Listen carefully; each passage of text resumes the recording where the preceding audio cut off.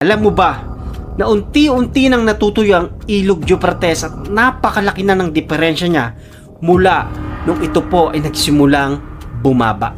Humanda ka dahil ito ang magaganap at ito ang makikita kapag natuyo na ang ilog Euphrates. Revelation chapter 9 verse 13, nang paturugin ng ika-6 na anghel ang kanyang trumpeta, narinig ko ang isang tinig mula sa mga sulok ng gintong altar na nasa harapan ng Diyos. Sinabi ng tinig sa ika-6 na anghel na may trumpeta, pakawalan mo ang 4 na anghel na kagapos doon sa malaking ilog ng Euphrates. Wala po tayong nakikitang anghel na nagbubuhos para matuyo po yan. Pero ito ay unti-unting natutuyo sa panahon po natin. Ibig sabihin, tayo po ay nabubuhay na merong na-fulfill propesya. Kaya po yan natutuyo dahil nga sa dadaanan ng hari ng mga silangan, nagaganapin po ang Battle of Armageddon. Bukod doon, meron pong lilitaw o manggagaling sa ikalaliman sa ilog Euphrates. Kung bakit po, marami po yung mga recordings at mga video clips na merong naririnig po nakakaiba sa ilog Euphrates sa panahon natin ngayon.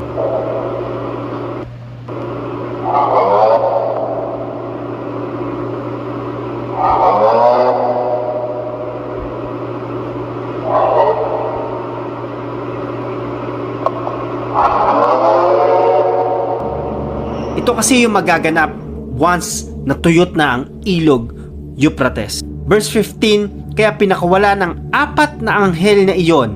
Inihanda sila noon para sa oras na iyon upang patayin ang 3 bahagi ng sangkatauhan.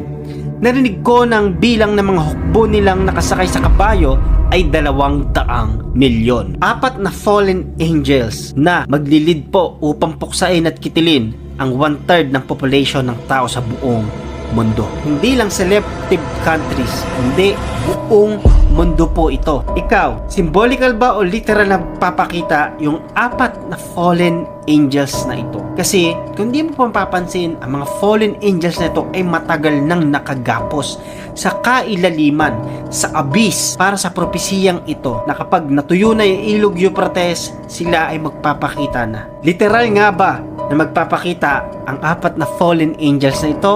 O symbolical ito na maglilid o may kakausapin silang mga personality o mga diktator ng bawat bansa na pwedeng dumigma kasi dadaanan yan ng 200 milyong kawal. Hindi natin magets kung sino o hindi natin magets kung ito ba ay symbolical o literal. Pero tingnan natin kung ano yung role nila. Sabi ng verse 16, narinig ko na ang bilang ng mga hukbo nilang sasalakay o nakasakay sa kabayo ay 200 milyong kawal. Ibig sabihin yan mga kapatid, never in the history of mankind from 21st century na meron pong 200 milyong kawal, na merong nagsasanib na puwersa, na merong mga ganitong bilang sa panahon po natin. Sino yon? Makibalita at makinig ka sa bawat news sa labas ng bansa, sa bawat nagtitrending po. Ito yung mga nagaganap na.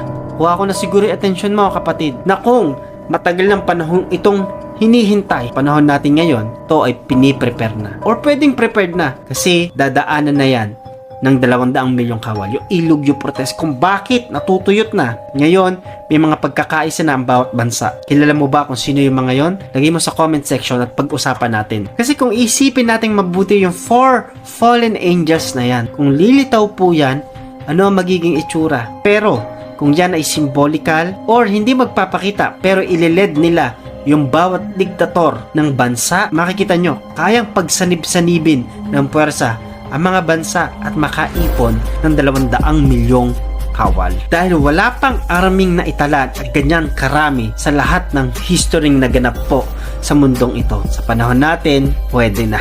Makinig at makibalita anumang digmaan at alitan ng bawat bansa at mga nagaganap sa panahon ay hindi na nagkataon lang. Kahit ang mga nabubuong alyansa at pagkakaisa ng bawat tanyag at sikat ng mga kaharian at bansa, mga nagkakaisang presidente, mga diktator, mga magagaling sa pakikitigma sa panahon nating ito, tingnan mong mabuti at alamin kung sino sila. Walang in-specify ang Bible kung sino po yung mga kawal na yan sa magagaling na lahi. Pero isa yung sigurado, panahon natin ngayon, nagkakatipon-tipon na po yung mga bansa. Na maniwala ka o sa hindi, ito na yung nagaganap sa panahon natin na nakatala sa Bible at ayaw iparating sa iyo ni Satan ang bagay na ito kahit sa ibang mga kakilala mo.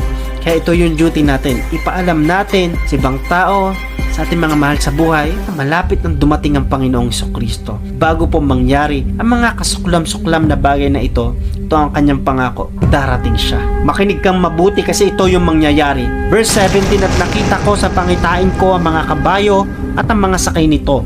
Ang mga nakasakay ay ang mga pananggalang na pula na tulad ng apoy, asul na tulad ng sapiro at dilaw na tulad ng asupre. Ang ulo ng mga kabayo ay parang ulo ng leon at sa bibig nila ay may lumalabas na apoy, usok at asupre. At sa pamamagitan ng tatlong salot na ito, apoy, usok at asupre, namatay ang ikatlong bahagi ng mga tao. Ang kapangyarihan ng mga kabayo ay nasa bibig at buntot nila. Ang buntot nila ay may ulo na parang mga ahas at ito ang ginagamit nila sa pananakit ng mga tao. Very evil and very demonic kasi yung usok, apoy at asupre, yan ay galing sa dragon at meron yung mga kawal dun sa mga kabayo. Tingnan nyo mabuti, lahat ng dadaanan nila, lahat ng pwede nilang gawin ay walang papakinabangan, distraction ang manggaganap po. Tingnan nyo pa kung paanong pandaraya at paano nila gagawin yung kanilang pagsalakay sa tao. Very poisonous na unti-unting hindi mo mararanasan una, pero sa bandang huli ikaw ay mamamatay. Ano yun? Pwede spiritually speaking, ganito ang gawin nila. Papakitaan ka nila ng himala, papakitaan ka nila ng magandang bagay, pero sa huli ikaw ay mapapahamak. Kasi sabi ng verse 19, ang kapangyarihan ng mga kabayo ay nasa bibig at buntot nila. Ang buntot nila ay may mga ulo na parang mga ahas at ito ang ginagamit nila sa pananakit ng mga tao. Kung ito ang itsura ng literal, sobrang pangit at sobrang tindi na mangyayari sa mga tao. Why? Kasi kakaiba pong nilalang ito. Pero kung ito ay symbolical, it is poisonous. Na unti-unti ka na tatanggalin sa pananampalataya sa Panginoon. Kasi ang ginamit po na simbol po dito, ahas at alakdan. Pakinggan mo maigi to kapatid. Kasi kahit grabe na yung nangyayari sa panahon na yan, ang behavior ng tao ay ito. Basahin natin yung verse 20. Ngunit ang mga tao na natitirang buhay ay ayaw pa rin tumalikod sa mga Diyos-Diyosang ginawa nila. Patuloy pa rin sila sa pagsamba sa masasamang espiritu at sa mga ribultong yari sa ginto, pilak, tanso, bato at kahoy. Ang mga ribultong ito ay hindi nakakakita, hindi nakakarinig at hindi nakakalakad. Hindi rin sila nagsisi sa kanilang pagpatay, pangkukulam, sexual na immoralidad at pagnanakaw. Kaya ganyan ang karakter ng mga tao sa panahong iyan. At ganyan din yung mangyayari kapag natuyot na yung ilog Euphrates. Magpapadala pa ang Panginoon ng dalawang saksi. Yan yung mga napag-aralan na release natin na video sa Revelation chapter 12. Pero mga tao po sa panahong iyan, hindi talaga tatalikod. Magiging masaya sa paggawa ng kasalanan. At ito ang paalala ko sa iyo kapatid, habang nakarating ka sa huling part of video ito. Huwag tayong magpatuloy sa paggawa ng kasalanan. Ito na yung sign para tayo ay magsisi kung tayo may nagagawa pang mali. Tayo na may nakatalikod sa paglilingkod sa Diyos, ito na ay panahon para manumbalik sa Panginoon. Dahil napakarami na pong sign na nakikita natin na tayo ay malapit na sa pagdating ng Panginoong Jesucristo. I pray na marami kang natutunan at kumilos sa inyo ang banal na Espiritu habang pinapakinggan po ang pangangaral na ito. Patuloy nyo po na tulungan ako sa pag-share ng mga Word of God, ng mga video po na ito para maging aware ng mga tao na malapit na pong dumating ang Panginoong Jesucristo. Kaya ako po sinasabi ito para maging update din po sa atin sa mga nagaganap, sa mga hindi nakakaalam pa po. Hindi takot po ang gusto ko ipaabot sa inyo, kundi pag-asa. Kasi sa mga bagay po na yan, magpapatunay lang na maasahan ang salita ng Diyos. Maasahan ang Panginoon na ating pinaglilingkuran.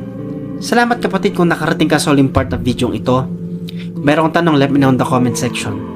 Kung agree ka, follow ka. Kung nakarating ka sa YouTube channel, subscribe ka po. God bless kapatid. Hanggang susunod na pagkikita natin. Ito ang inyong lingkod, Pastor Gab Bueno. God bless you.